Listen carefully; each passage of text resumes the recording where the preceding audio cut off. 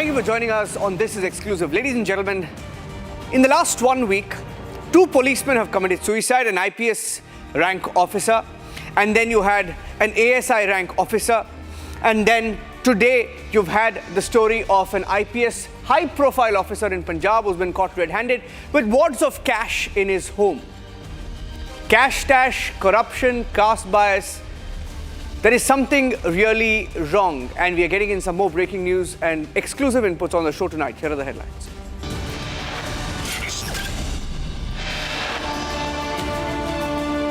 More sensational seizures in the IPS officer bribery case in Punjab. Cash recovered from Bullar Singh's residence goes up to 7.5 crore rupees.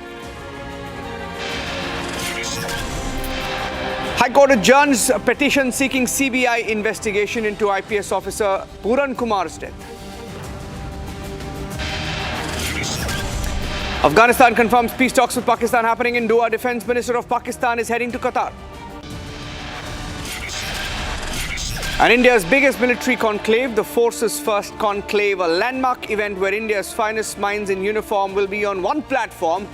That's tomorrow, all day on Republic.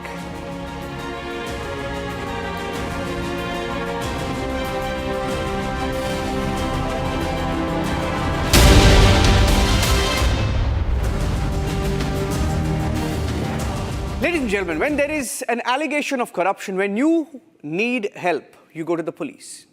And then you have the cases of police. Let's tell you the first case that we have here of Bullar Singh, a police officer in Punjab, in whose house 7.5 crore rupees has been found in cash stash, and 3 to 4 kilograms of gold, and that number could increase. Now, why is this story startling? Why is there nobody reporting about this story? High-profile officer in Punjab, one of the senior-most DIG rank officer, with 7.5 crore rupees in cash found at his residence in bags.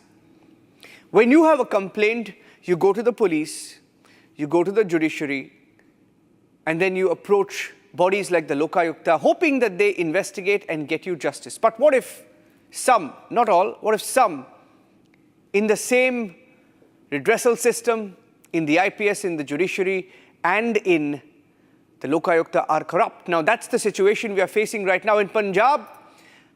The story of Bullar Singh is just the tip of the iceberg. This week in Haryana, 2 officers have committed suicide. An IPS rank officer and an ASI rank officer have committed suicide alleging corruption and caste bias. There's something very, very wrong. Republic spoke to Kiran Bedi, former IPS officer, who's been a part of anti-corruption movements in the past, outspoken on such issues. It's a Republic exclusive conversation where she had very strong views on what is going wrong in our justice system. And joining us on This Is Exclusive is Kiran Bedi. Has been a police officer herself, a former IPS officer, and very vocal on such issues. Kiran Bedi ji, good evening. You have a very, very unusual sequence of events in the last 1 week. You have 2 officers commit suicide, 1 IPS officer, an ASI rank officer, ADGP, ASI commit suicide, both alleged corruption counter charges. And then in the same NCR, you now have more cases being reported, and then you have a story of the Punjab IPS officer, a high-profile officer called Bullar, from whose house 7.5 crore rupees in cash has been recovered, over 3 kilograms of gold, we are told at last count. Kiran Bedi ji, what's going on? Well, what's going on is visible now. Rampant corruption, rampant nepotism, rampant unprofessional conduct. Not the way it is expected. So it's nothing but rampant corruption, but loss of control, politicization of the police force, because corruption comes from all these factors. Politicization, nepotism, right? Yes. Unprincipled, loss of leadership, loss of trust. So I think that's what it is. It's a serious decline of the services which is supposed to be served. So it's very rampant. And people have lost faith in the senior leadership. And It's also, by the way, this is not in isolation, because IPS doesn't work in isolation. Indian Police Service works within the administration. And within the administration are other services as well, which includes the Indian Administrative Service. And police doesn't work without home secretaries, and the state does not get administered without the chief secretaries. And also the home ministers, the chief ministers. So it's a failure of the whole team, to my mind.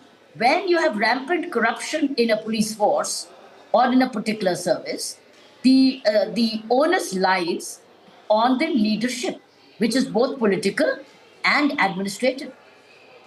We isolate the police thinking, oh, we have got a lot of corruption in the particular force. If there's a rampant corruption, let's say in the Indian administration service, do you think the police will not be involved? Police will be, because police will know. Police has anti-corruption departments, police has vigilance departments, police has intelligence organizations. Would they not know? So the administration is a holistic, it's a comprehensive whole, it's a body, which is, it's all arms of the body. Some are hands, some are arms, some are shoulders, some are head, but some are legs. It's a human body. So it's a governance failure. This is a failure of a particular governance. And remember, it's led by elected representatives. It's led, and it's led by services who are supposed to be led. So I would say it's not a failure of one particular individual. It's a collapse of the governance of that state or of that department. It's a state. It's a collapse of the state, because the leadership cannot say they did not know. Because I tried to check on my own from certain officials around there when I met them. And I said, what's happened? They said, सारी दुनिया जानती है, सब जानते हैं, madam पता है सबको, तो सबको पता है तो फिर क्यों होने दे रहे हो? मीडिया क्यों नहीं बोलती? मीडिया क्यों नहीं पहले बोलती? मीडिया क्यों नहीं सस्पेक्ट करती, बताती कि क्या है? So media is also concerned. Is the media not supposed to be looking at what's happening and also report what's happening and follow up matters? And look about the public grievance redressal systems. You also have public grievance redressal systems there. And you also have central agencies. It's a collapse of the governance. It's a lack of will in administration. Ma'am, it's a big letdown. It's a very big letdown for the people of the country. The story of the two officers, and ADGP commits suicide. ADGP writes in a letter that he was targeted, there was caste bias, he was singled out for his caste, and then he names, upwards of 10 officers, including the DGP.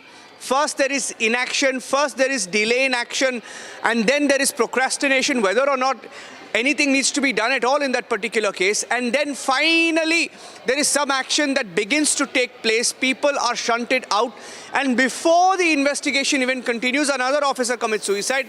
Reportedly, the same officer who was also probing this officer in the first place, who says that this man was corrupt and he used caste to cover up his corruption. And you have two officers openly naming officers in public, openly alleging corruption.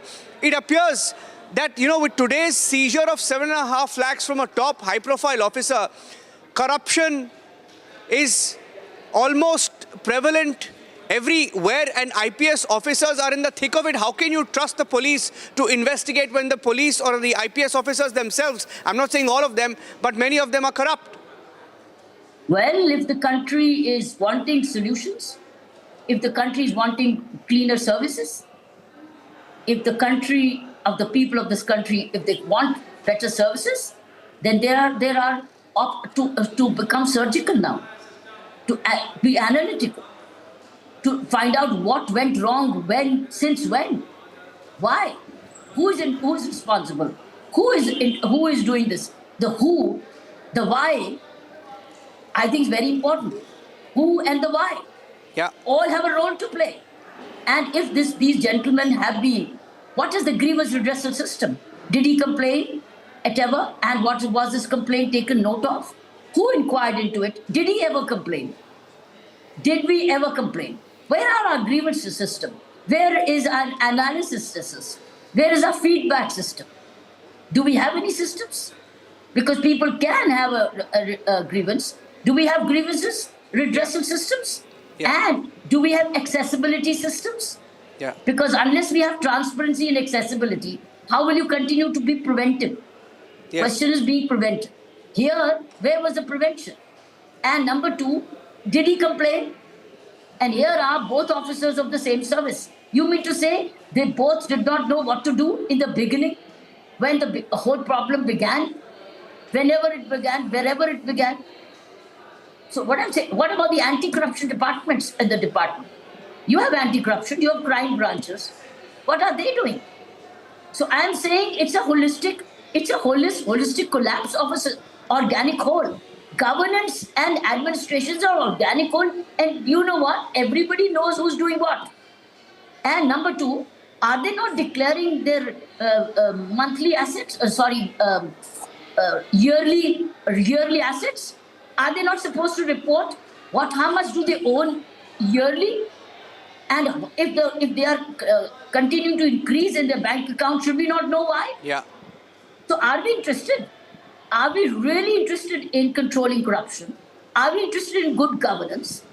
And policing is a state subject. And the primary onus of any state police administration lies on the state administrative state. Now, since it's becoming endemic, here you have two states. You had Punjab and you had Haryana, am I right? Yes, Punjab and Haryana. Yes, Punjab and Haryana. Now, Correct.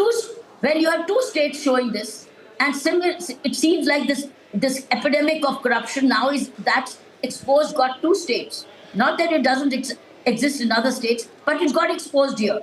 What do? Who does? So there is a government of India. There is a cabinet secretary. So you can't have the two secretaries deciding of the two states. You have a government of India. Government of India has a cabinet secretary right at the top. So you also have Central Vigilance Commission. You also have the CBI. You have central agencies. Now, therefore, when you have more than one and it's interstate and it's prevalent, why not bring in a central agency to find out what's wrong? If the determination is to stem the rot. Yeah. My last question to you, Kiran Bedi, last question. You have been a part of many anti-corruption movements. I still remember watching you as a part of the anti-corruption movement in Jantar Mantar. I think it was about 12 years ago, if I'm not wrong, 12, 13, 14 years ago.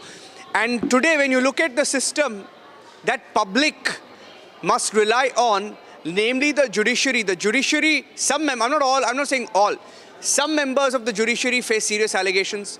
Judges, cash found in judges' homes, judges impeached. And then you have agencies like Lokayukta. In many states, Lokayukta itself faces charges of corruption.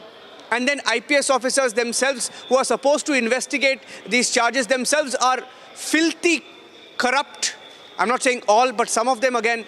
So, is there a need, in your view, for overhaul, something drastic to be done? Because it's real. But exactly, there is no punishment. Crime is paying today. Corruption is paying today. Corruption is paying. Crime is paying. Nobody's getting punished. And now you even have members from the judiciary. If you have an act of corruption which is revealed, where's the punishment? Where's the punishment? Therefore, all wings of the governance, whether it's executive, whether it's legislative, or it's judiciary, they all have areas of where exposure has happened in the recent past. Have you seen anybody being punished? If you haven't, then that is why it's spread. That is why the message is corruption pays. So why can't I be corrupt? So that I can buy houses, buy gold, and secure my future and have these Mercedes cars, exactly what you've recovered. Question here is, so where is the central bodies? Central bodies, just Central Vigilance Commission. Yeah. There is Lokpal. There is a Lokayukta. There is a cabinet secretary. There are central bodies. Central bodies have to step in. My point is if we are really serious about stemming the rot of corruption, and corruption is becoming rampant and endemic, and people are started saying only corruption pays. If I have to get my things done, I have to pay for it. And they are silently suffering. People are silently suffering. And I think India has enough resources for its infrastructure spending if the money seepage, the corruption does not happen. Enough. We have to find ways and means. And therefore, the answer is punish as soon as possible. Get people. Moment you find acts of corruption, step aside. Step aside. People don't step aside. People don't step aside. They continue to govern from wherever they are, including jails. Here, our system now is that you also want to administer from a jail, inside the jail. Yeah. I think you can't go beneath this, where you are corrupt and you continue to administer, whether it's legislative, whether it's executive or it's judiciary. You continue to deliver. Yeah. So people are seeing that crime pays, corruption pays. Absolutely. Honesty doesn't. Then you also find some honest people put aside. So the message is very clear that I will probably, where there is a vulnerability, corruption pays. Whether it's legislative, executive or judiciary. Unless the fear of law gets certainty of punishment has to come in. There's no certainty of punishment. There's a certainty of crime over a period pays. Yeah, I'll leave it at that. Kiran Bedi ji, very, very, very strong reaction from you. Thank you for speaking to Republic TV. About time that we call a spade a spade. Thank you, ma'am. Good to talk to you. Thank you very much. Okay, we're going to get you some breaking news now from Afghanistan. The situation there, the peace talks have not started between Afghanistan and Pakistan, but there was a message that was sent out after the Friday prayers today. Let's go to the next breaking right now. We have Hashmat live from Kabul with the breaking news update that he's picked up. He's heard firsthand and he's been there in Afghanistan, going from one province to the next. He was in Kabul, traveled to Kandahar. He's now in Herat. Clerics are calling for a stronger retaliation against Pakistan, which is a big update. This is significant. Nobody's in the mood, it appears, for any peace with Pakistan, given their betrayal. Let me go across to Hashmat. Hashmat, live from Herat. Hashmat, you were there. You heard some of these messages. What did they say? You're in front of a mosque yourself. What kind of messages were sent out today? Yeah. Good morning, sir. Good evening. I'm so sorry for that. Good evening to all Republic viewers. I'm because of Republic here, just as a reporter. I came hundreds kilometers far from Kabul to Kandahar and then Herat. Inshallah, in the next few hours, we will have new reported from the border of Afghanistan in Spin Buldak, the situation of refugees of Afghanistan. And also, I will be video show to the places that been targeted by Pakistan armies. I'm now in Herat, 1,000 kilometers far from Kabul. I'm next to the mosque, Hazrat Umar Farooq Mosque. Today, as the Taliban leaders say to all mullahs of mosque that they have been collected the people and they have released many press releases against Pakistan and all of the Afghans that they were in Jummah pray. Just I attended Namaz Jummah here in Herat. All the mosques in Herat, Kandahar, and all have reported from Kabul. The people after Namaz of Jummah, they collected and they shot against Pakistan, and they said they will defend our soil and they will be support our armies against Pakistan. As you know, the ceasefire time was 48 hours between Afghanistan and Pakistan, but it have been finished, but not yet reported any clash in the borders. Also, many of Taliban army have more equipments, and next to the border here in Kandahar and also in Kunar, Nangarhar, in many provinces that are bordered with Pakistan. Also, one new rocket have been today was about Taliban. They said that they have about a rocket that they have hit the target more than 400 kilometers. This is a big news for Afghans. And today was the unique day for Afghan in the mosque. This is the Hazrat Umar Farooq Mosque. Today, dozens of Afghan have Namaz Jummah here, and they said that we will be against Pakistan and we will be support our army. Yes, I'm also getting in another breaking news update. Hashmat is outside a mosque in Herat, Afghanistan, close to Spin Boldak, where the clashes took place, the border between Afghanistan and Pakistan. I'm getting in another breaking news update, Hashmat, that the ceasefire agreement has ended this evening. As of 6:30 p.m., the ceasefire no more exists. There is no ceasefire agreement anymore. It was for 48 hours. started on Wednesday, 6 p.m., 6:30 p.m. India time, has now ended. There is no extension of ceasefire. The talks in Doha, Qatar, Doha, yet to begin. And there is no statement yet from Afghanistan or Pakistan on the extension of the ceasefire, which means it's still a very fragile situation, isn't it, Hashmat? Because in Waziristan, you had another attack today with Pakistan Taliban killing 7 soldiers. It's looking very, very uneasy. The ceasefire itself is uneasy, isn't it? Yes, the ceasefire agreement between Afghanistan and Pakistan have been finished an hour ago, but I didn't have any report from the borders. But as I know, and I speak as some official in the people off record, they said to me that they have all equipments in the border, and also they are ready for any